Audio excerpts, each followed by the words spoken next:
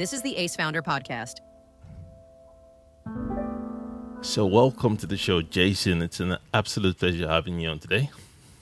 Thank you for having me. Thank you for coming on. And today we're going to be talking about you and what you guys do over at Auspex Labs. And it's a very interesting topic we're going to be covering, actually. Something a little bit different from what we've been doing today. So we're going to be talking about how startups are a non-finite game. Yes. And persist until success. So you chose that topic, and I'm very curious to dive into why you chose this. And but before we do, though, I always kick off by letting my guests introduce themselves, because you're gonna do a way better job at it than I do. So could you tell us a little bit more about you and the work you do? Sure. I'm Jason Robinson. I'm the founder and CEO of Auspex Labs. We were founded in 2019 with focus on network visibility and cybersecurity using machine learning and graph theory. Very, very interesting. And the name Auspex, I'm always curious. Tell us a little bit more about Auspex itself, the name. How did the name come about? Let's start with that. So there's long internal discussion while we were building our product, and the idea was that we are performing divination by looking into your network and looking into what's going on in your network and be able to predict what's going on. And Auspex was put forward within my internal team as a specific form of divination using birds. And our visualizations, the graphs, the nodes, it looks very bird-like, or at least it really did at the time. And we use that as the basis for the naming of the company. That is so cool. That has to be the most interesting origin name I've come across on this podcast. Very, very interesting. And it's a cool name, Auspex. I would never have guessed that's what it's about. So could you tell us a little bit more about what you guys do then? Are you like a software tool, like you said, divination into companies? Do you guys check for security gaps, or how does that work? So we take application and network telemetry, like flow logs and other network data, and we use that to generate a graph of how devices on the network are communicating. And we apply machine learning to that to identify deviations on the network, odd behaviors, so on and so forth. And from that, we can provide indications of where there's the big thing that we really focus on is data egress, where data is being taken out of an organization, and we can easily identify when data is being taken out through normal endpoints such as a web server, or even when someone is just consolidating data on their desktop and taking it away in a USB stick. We can identify when that data is being pulled to that end device, especially if it's at larger scales. That is very interesting. So it's kind of like not, I don't want to say spyware, but at least it's kind of like understanding what is going on with your network, Yeah, basically. but we're not looking at the actual data. We're looking at the volumes and amount of data, and rapidly establishing baselines of where that data is going and looking for odd behaviors. So if your printer is starting to act like a web server, well, you probably have a problem. Interesting. What inspired this idea? How did you decide? Why did you decide to create this company? So I was working for another company and was supporting cybersecurity systems. And there were two things that I observed at the time. One was that there was a increasing lag between when the data is received and when it's available to the analysts. And one particular very large customer, their indexing time was like 6 months. Mm. The other part was that the time to notice data exfiltration, like really started with Sony, 15 years ago when North Korea was pulling data out by the truckload, and Sony didn't know that that data was being taken. Mm. And had another customer that had that same piece, and none of their tooling would basically tell them about that type of activity. So the two pieces that we really focused on was keeping the event window short. So our Mm. index time is really fixed to no more than about 30 seconds, Mm. as opposed to days or weeks with Elastic or Splunk. But the one of the key indicators that we were able to build into the system was identifying when there were data exfiltration events going on. So when someone is stealing data by the gigabyte, we it just shows up. Mm. That is so cool, and I can see how important a tool like this can be. When you work with clients, do you install it on their server, or how does Uh, that work? so we offer it as a SaaS offering. So if you're Wow. so in the cloud providers, we can just hook into their APIs, or we Mm. provide the tooling to hook into the APIs. For on-prem, we offer an agent that can be installed in central locations to send this data to us. And we're only collecting metadata. We're not, as I said earlier, we're not reading the actual data, but we're just reading the metadata. Mm. To know when, and then if you spot something suspicious, you alert the company. Well, Is that yeah, how that works? we don't look at it. We provide a interface, and when certain risk thresholds are met, Mm. alerts are provided. I see. I see. Very valuable, especially in this day and age of AI and where with people, viruses and stuff like that. I can see how very valuable a tool is. Do you? What kinds of companies do you work with? Then, do you work with all sorts of companies, or is there a particular niche you Uh, focus on? so our marketing focus has been on medium-sized organizations that don't have full-time security teams. Mm. But where we really actually ended up selling to were startups, Okay. and a lot of it came down to very different risk profiles. Our One of the things that we found was that the larger companies that were really dealing with customer information and where it'd be most valuable, we actually became a liability because if you don't know that you're being hacked, you don't have to do the reporting. But if you do know that you're being hacked, you have to do the reporting. And we were creating liabilities for our target customers, which is why we've been looking at building other tools that are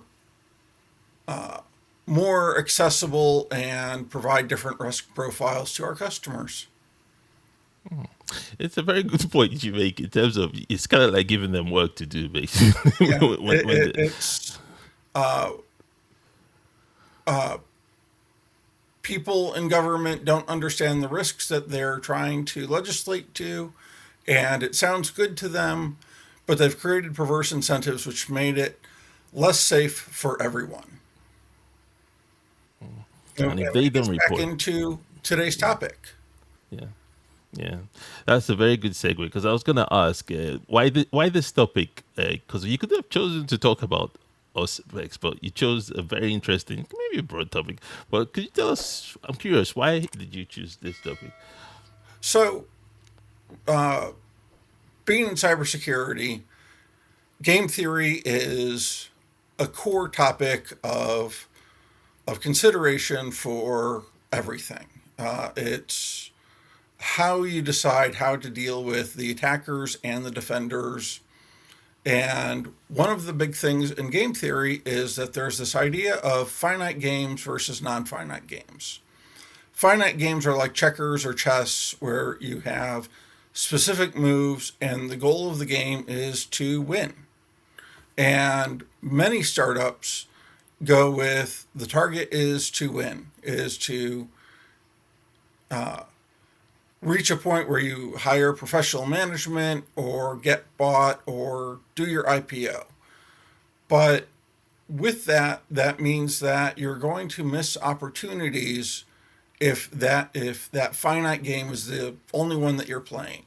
And you can tell everyone that's doing this if you go to a startup's page and their front page is written to the investors as opposed to their customers. Mm. The non finite game, the purpose of the game is to perpetuate the game. And throughout our lives, we play all sorts of non finite games. And if you look at your startup, look at your business as a non finite game where you have unrestricted moves, unrestricted ability to operate in any dimension that you want to or need to operate in. And the goal is to perpetuate the company. It gives you operational freedom to do what you need to do and make choices around not how do I get to this IPO, but how do I survive the company for the next week, the next month, the next year. And that becomes your decision metric as opposed to I need to make this decision so I can get this next investment or I can get to reach this final end goal.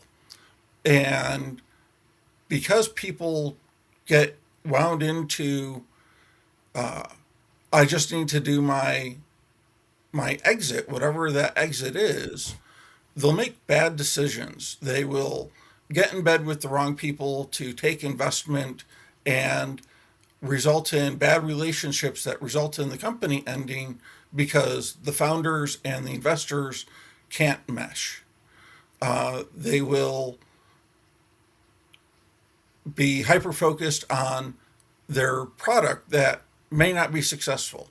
And as important as observatory I think really is, and as much effort as we put into it, it didn't align with our customer needs, and we're supporting it and maintaining it, but we're building other products to keep the company going forward and providing value, even though, hold on a second. This is Clem. Clem is It's possibly the nicest cat in the world. And is he,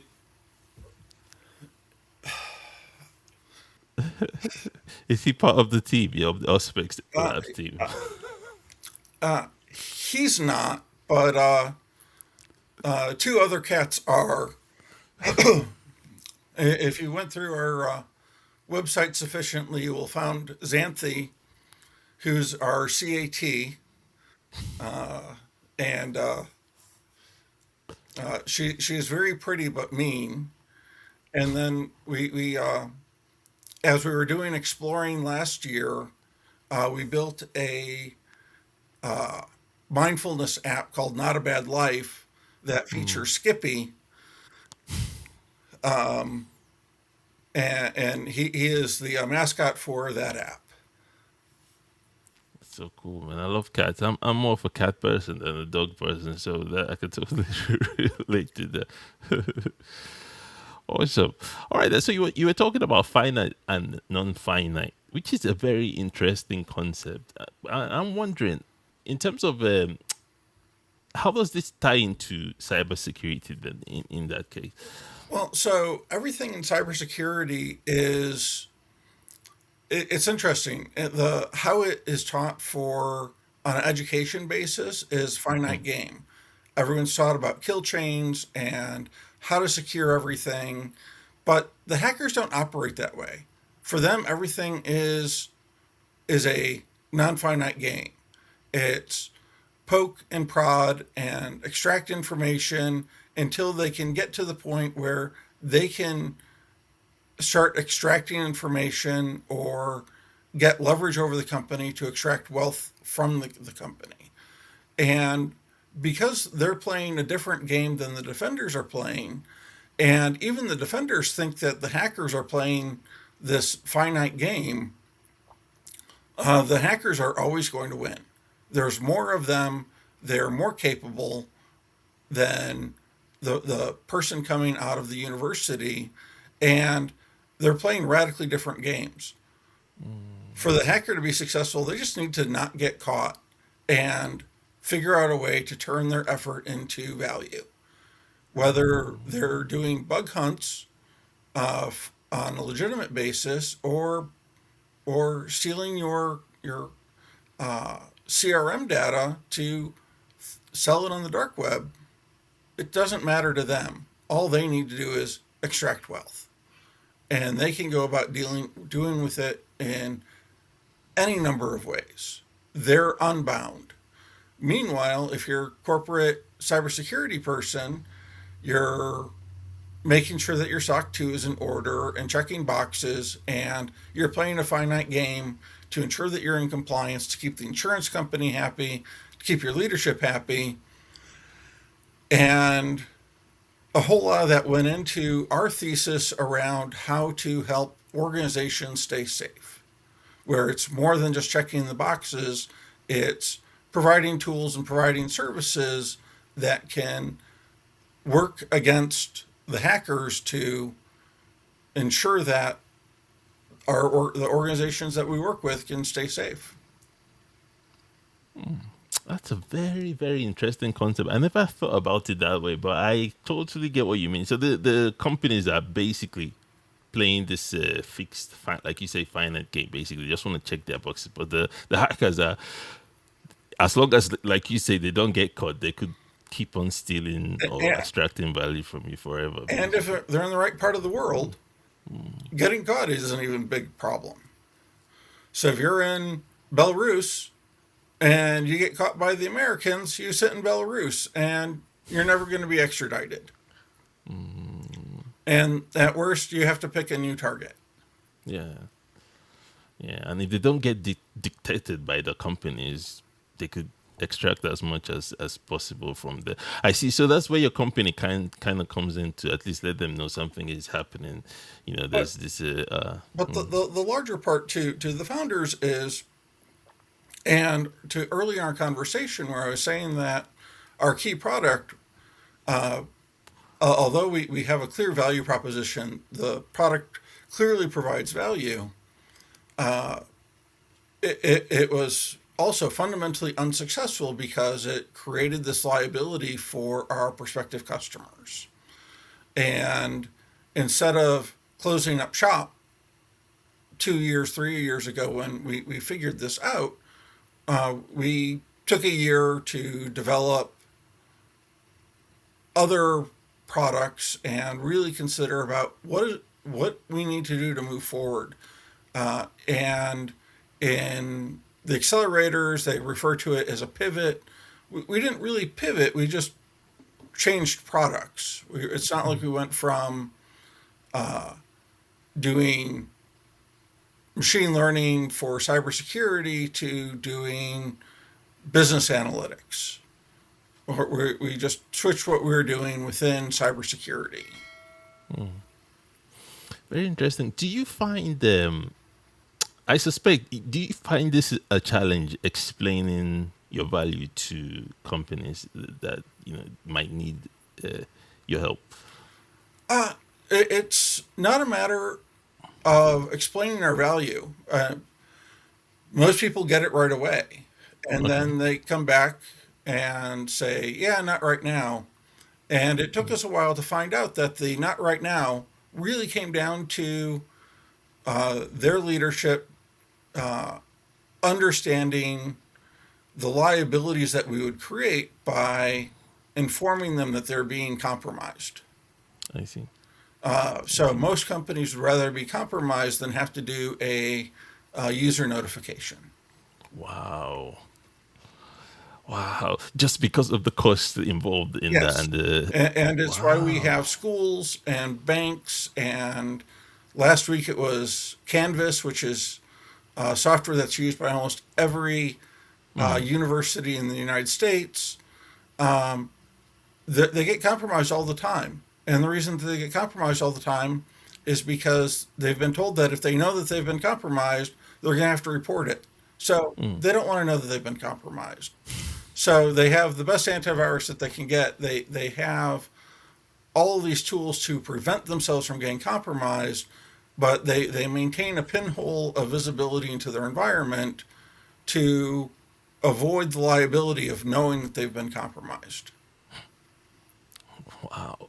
Is there a solution to this? Because that can be a good way to operate your business. Like, Uh, you know, the yeah, we need to change the regulations that make make this reporting onerous, expensive, and punitive. I can see. So that would be something that will have to happen at the legislation at the top, basically. For wow, that's not. I didn't know. I didn't know about that. Like, so they, like you said, they'll rather be because of it's a lot of headache when they have to let people know and maybe get sued and stuff like this. And wow, Yes. very, very interesting. Very, very interesting. I see. So then, I'm wondering, are you? Do you have any competitors in this niche, or are you like are there anybody you're Uh, competing with when it comes to this particular solution? well, so there's Elastic and Splunk. They're Okay, top level competitors. There's okay, another company out of Switzerland that's extremely well funded, but they also don't seem to be generating a whole lot in the way of revenue. That has a similar approach to the same problem, but uh, but we're fairly niche in where we operate mm. for this type of visibility. Yeah, I was thinking that. I was thinking that. Very, very interesting. Wow. And I suspect that they had more business savvy people narrow their scope to avoid the particular trap that I fell into. I see. I see. And that's in terms of the reporting side of things. Basically, is that the particular trap? Say again? It was in terms of the reporting, the issues with around reporting is Yeah, yeah, the observability is the space, and yeah. most of the observability tools are really focused on just providing the metrics and not Mm. providing behavioral analysis, at least not of the style that we were doing or are doing. But it's much more narrowly focused. This is very interesting because I've been chatting to a lot of cybersecurity experts this month, and one theme I'm getting across my conversations with these guys is companies or startups or businesses don't tend to prioritize cybersecurity for some reason. They, so I'm thinking, does reporting have something to do with that as well? Is it like you said? Is it one of those things that well, like if we're hacked, rather than have to deal with it properly? Well, so it's cybersecurity is a lot like business insurance in that you don't need it until you need it, Yeah. and when you need it, it's usually too late. And if you look at your business as or your computers as your IT environment simply as an expense, then why would you expand that expense if you don't really need it? And most organizations don't feel that they need cybersecurity until they've been on the wrong side of ransomware. And then they start making some calls. So that is very, very interesting. Jason, this has been really, really insightful. You've really given us a really good insight into what you do at Auspex and even the concept of finite and non-finite games. So that's something very interesting as well. Is there anything a founder could do, because of, like you say, most of us are playing the finite game, but is there anything we could do to help us, I guess, for lack of a better way to say, match the hackers at the same game they're playing? So there's a whole lot of it just requires a shift in focus and understanding that your environment is more than just checkboxes that need to be checked. Mm. It is a whole lot of it is playing the finite game. Have a blue team that is not tied to